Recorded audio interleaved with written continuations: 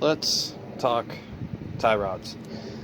So, what I've been doing while the engine's out is I've been trying to take care of as much random shit as possible on this car. One of which was replacing all of the beam bushings. So these bushings down here were all rotted out. I got new ones.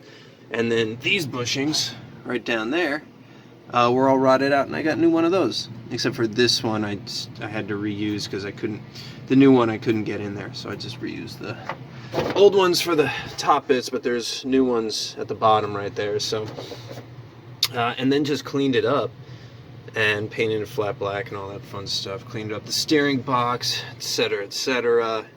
And then gave the whole area in here a little bit of a once-over with super clean. So, just a little bit of work. Nothing too crazy. So, tie rods. In order to get the beam out, you have to remove the tie rods. In order to, basically remove any connection from the beam to the wheels.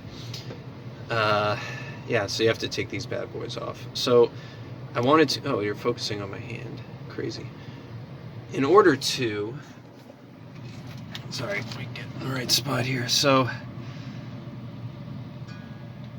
these tie rods, all the tie rod ends were completely shot, so I replaced them all. But that tie rod, that outer tie rod, doesn't fit in the knuckle hole receiver or whatever the hell. It doesn't fit. So I got another one from Rock Auto that I'm going to try, and if both of those don't work, I'm just going to have to ream the hole out, but I really don't want to do that. So that one has to come off. And this entire this entire tie rod, the shorter one, the driver's side one, has to come out because the outer tie rod on this side is completely seized. And, I have to replace it. So these two outer tie rods are brand new. They're in place. They're good. And I just have to take this one out and replace the outer one there. But this is enough to really show you like how to do tie rods on a Type 3 and a Beetle, because they're all pretty much the same. Because in order to replace that one, I got a junkyard tie rod that hopefully I will be able to take both of these tie rods off of and just reuse the rod and replace both of the ends. That's what I hope. Otherwise, I'm gonna have to use an old busted outer tie rod end. I don't want to do that. So in order to service the tie rods, you don't have to take out the gas tank, but it makes things just so much easier, because what you can do is you can get in here with a wrench from the driver's side wheel well, and you can get in here and loosen these guys up. But if they're seized, good luck getting a pickle fork in there. It's infinitely easier to just smash at it from the top with a hammer. And just like if it has a castle nut, just spin the castle nut up so that the castle nut is further up than the stud itself. And then just smash it with a hammer until it wants to come off. Again, good luck getting a pickle fork in there, because you're probably not going to. Like, the best way I thought to do it is just smash the shit out of it. And that's what I did. And it worked just fine. And you're going to be replacing the outer tie rod ends anyways, so who gives a shit about destroying them? And these things are like $5 a pop anyways, so it's like, why not? You know what I mean? So anyways, I am going to take the wheels off and then take this guy off and spin off that guy and turn the camera back on after that. Okay, hi, tie rods. So here's the one that I just took off. This guy is free. Obviously, I didn't want to tighten it up because I knew I'd be taking this off again.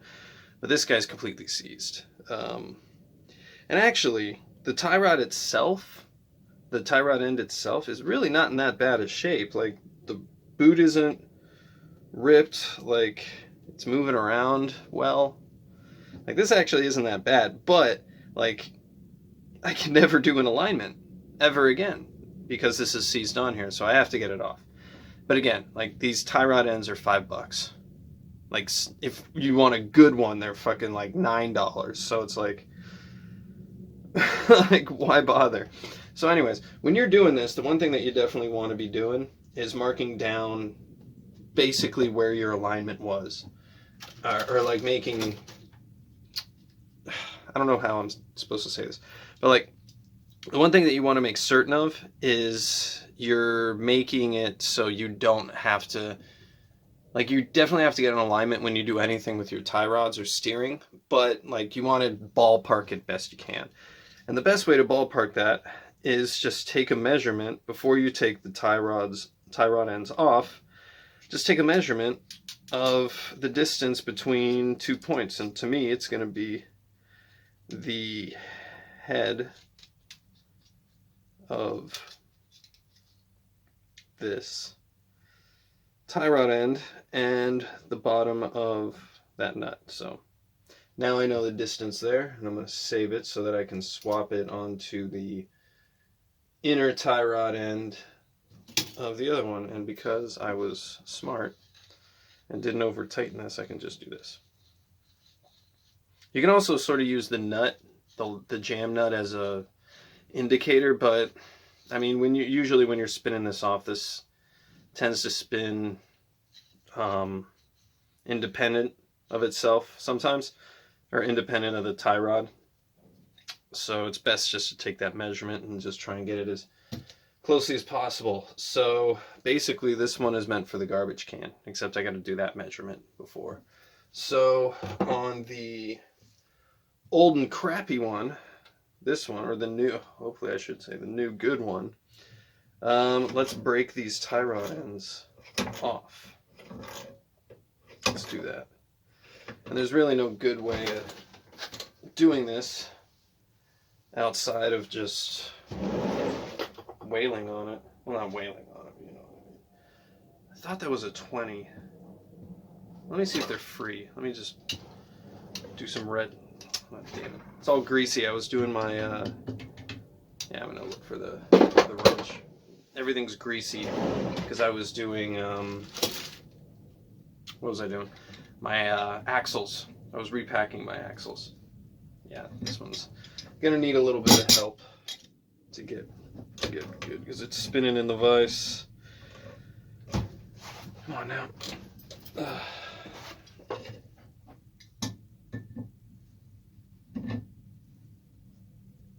Just one. There we go. Okay, it broke free. Good. Good, good, good. And this one's got two nuts on it. And apparently undercoating on the threads. Just want to give this a little bit of room. Okay. And then let's see if I can move this outer one. Oh yeah, that was easy. Cool. So these guys are free. Now let's see if I can rotate you. Now some of these tie rods have little notches that you can like put a wrench on. That's nice when they do that, but not many do have that. So sometimes you gotta caveman it and get a pair of vice grips and see if it'll turn.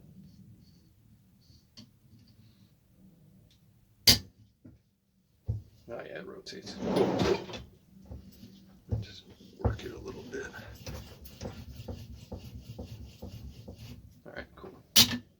Let's see if we can spin you off by hand. And it looks like you can. Nice. I'm gonna reuse this nut. Like yeah, like, why not? This one's got, this tie rod's a little different than the one I have. I'll show you what I mean. I'll just get this off. There we go. That's weird. So this one, these are both the inner ends. This one is flat. Like you see the end there is flat. This one's got a taper to it, which would make sense for this nut to be on there to sort of cinch it in place. That's interesting. Well, I hope it, let's see if it fits. If it threads correctly. Okay, good, it does. All right, good. Good. I don't have to worry about that. While we're at it, let's try and get the other tie rod end off. And this is the one that usually sticks and sucks. And I don't think I have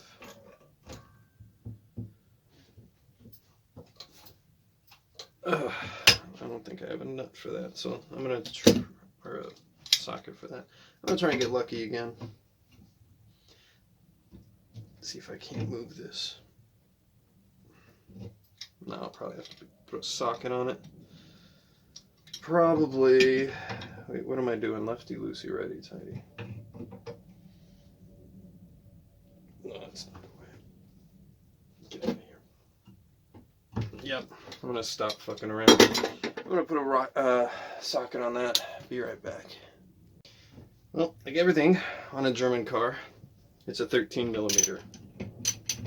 Or at least this side is.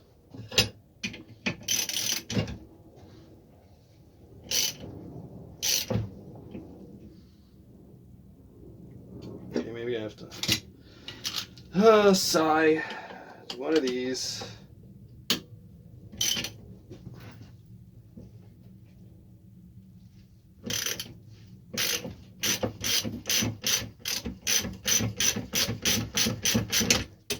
It's actually coming apart really easy, considering I'm not using any what do you call it, PB. It's just coming off. But I think I also might have just jinxed myself. But we'll see. Get the rest of the way off. This is a little stuckered, but ain't too bad. Definitely not too bad. Just put those there for now.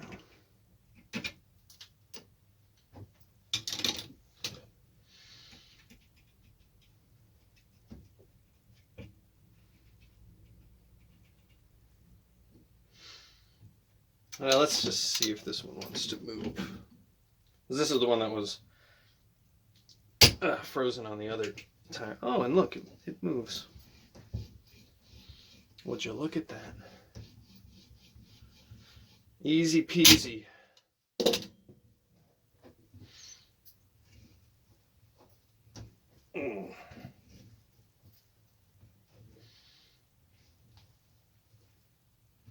Oh, you guys get the picture. Okay. Tie rod is off. And let's just make sure that these are the same length. Yep. Want to make sure. Even though it doesn't matter, like any sort of length of this can be taken up by bringing the tie rod ends in or out, but whatever, I just want to make sure. So, outer. Let's do one of these.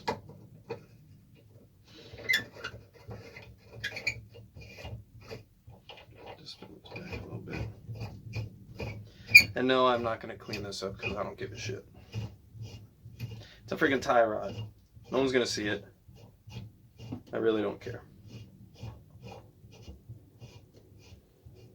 Alright, let's see where we are. As far as orientation goes, oh, it needs to come in a little bit more. Oh wait, no it doesn't. No it doesn't. Yeah, just a little bit more. And then we'll be good. And the thing is that you also don't know the exact orientation when you're having this on the car. Like, you don't know if you're like, this is going to have to be up, you have to do that or whatever. Like, you're not going to get it perfect. You're never going to get your alignment perfect if you're doing this. Actually, I did this without the nut on. So now I don't know the measurement. So I guess what I have to do is minus what this is off of it. So that would be what? Because that's that. So no, I basically have to... Yeah, no, it's the same. I still have to do this. It's the same regardless because the tie rod itself is the same length, so I'm still measuring to the same point, which would be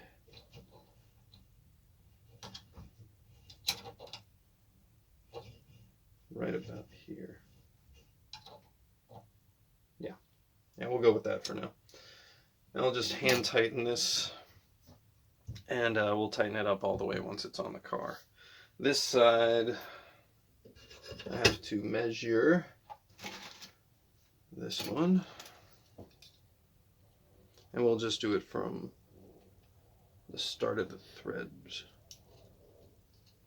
Or I guess not the start of the threads, obvi, but let's see here.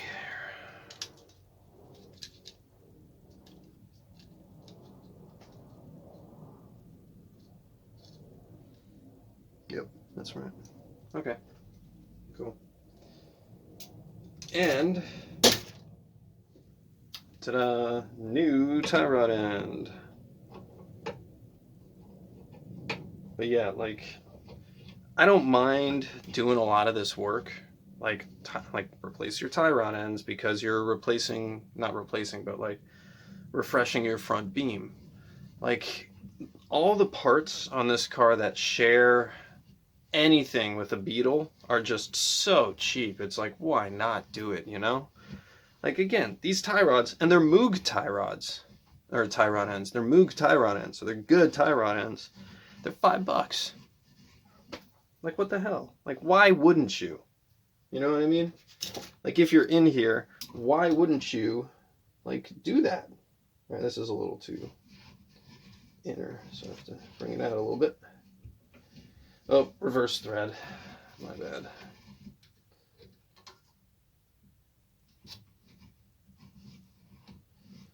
Come on, buddy.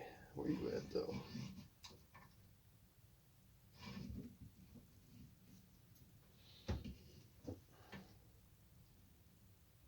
Yeah, let's do it like that.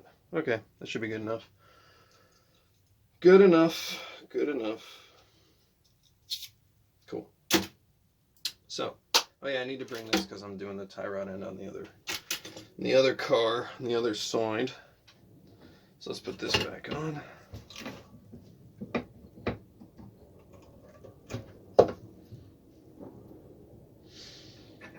Which side was which? I guess it doesn't matter.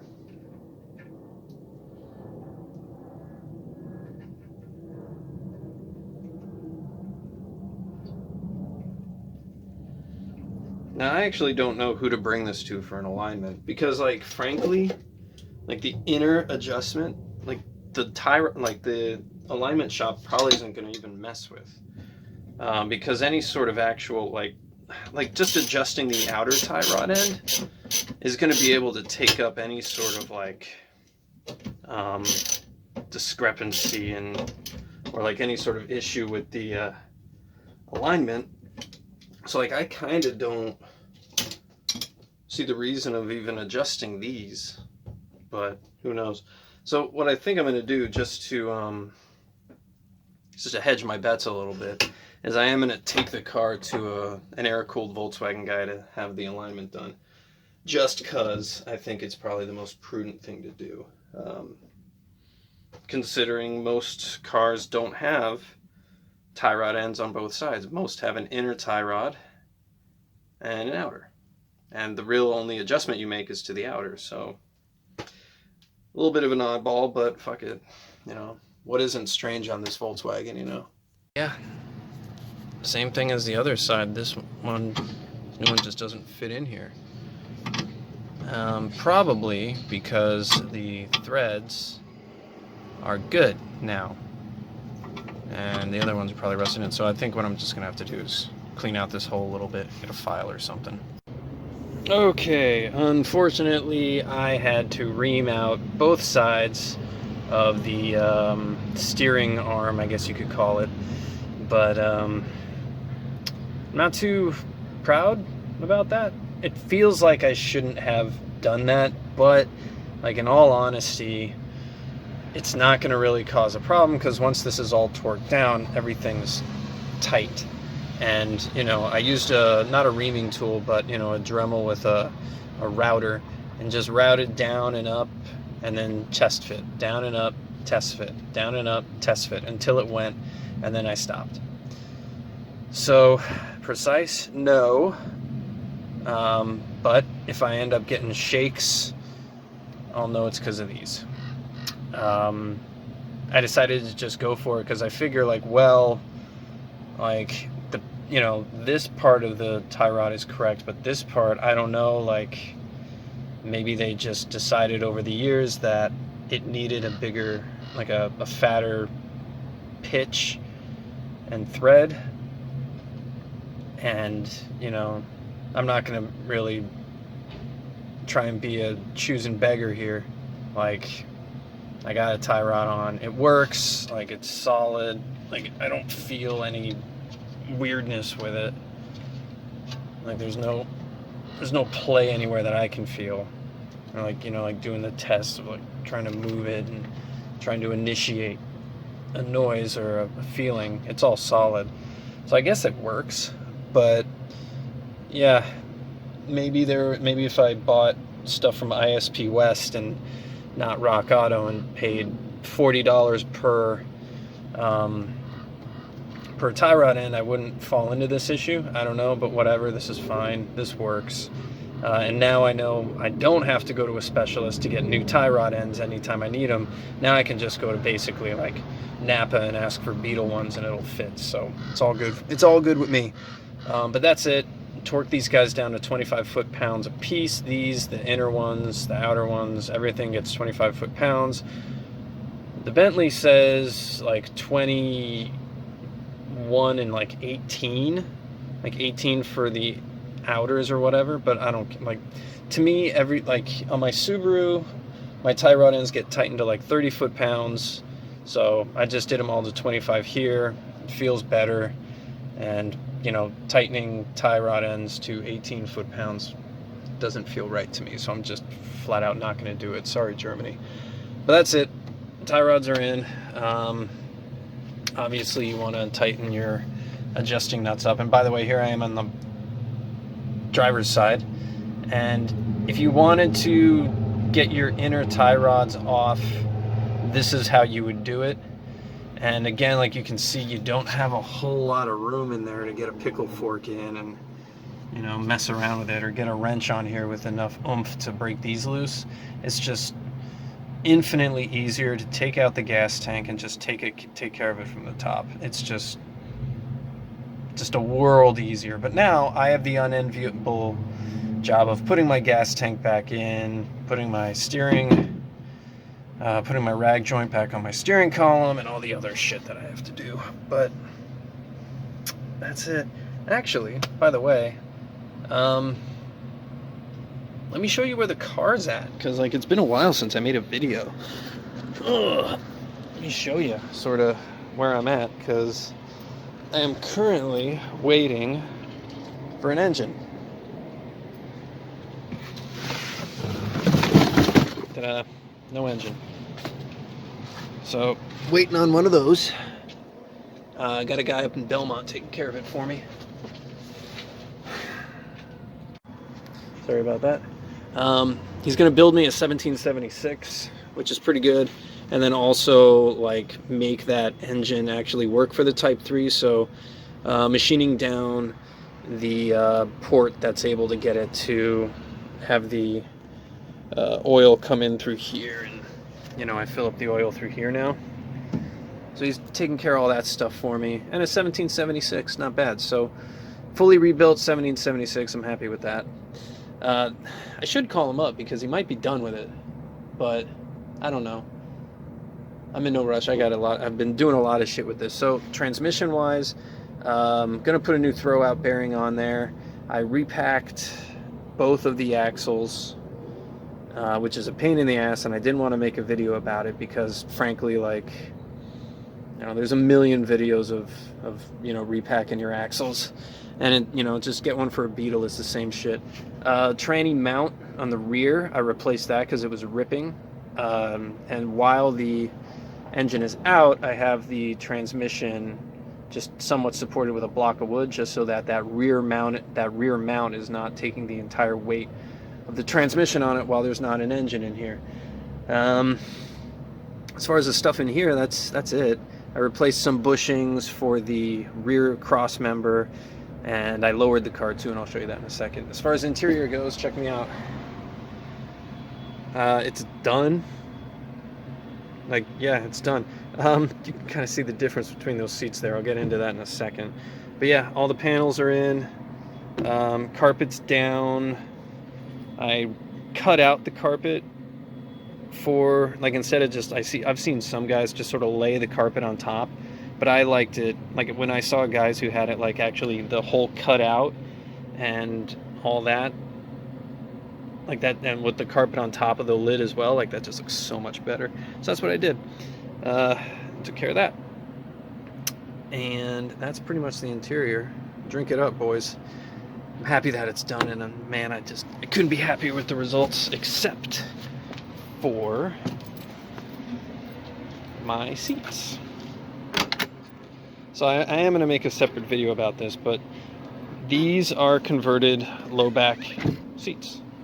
So these are originally those high back seats. I chopped the top off of it, did some other stuff to make it low back, and it looks really good, and it works perfectly fine, except maybe you can notice a problem here. But yeah, I didn't plan for the adjustment or the release to get the... Why are you stuck now?